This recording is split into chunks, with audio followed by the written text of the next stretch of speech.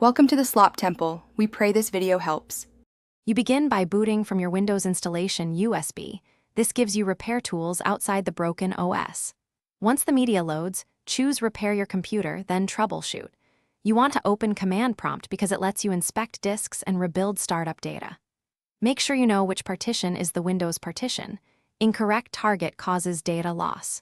You will run quick checks first so you can identify whether boot files, BCD, or disk corruption is the root cause. You now execute targeted commands to repair boot data and file integrity. First, run CHKDSK on the Windows volume to repair file system issues. This prevents repeated boot failures. Next, use boottrack to write a clean master boot record and a fresh boot sector so firmware can find Windows. If boottrack/rebuild misses entries, export and recreate the BCD. Use bcdedit or ren bcd to bcd. Old, then run rebuild again. These steps restore the link between firmware. You finish by restarting to confirm Windows loads. If it does, make sure to reset BIOS boot order back to the internal drive.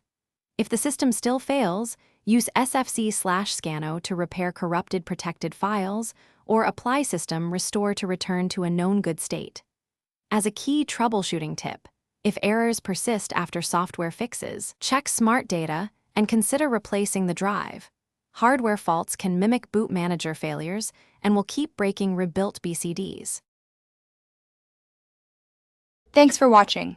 Consider subscribing if we helped you.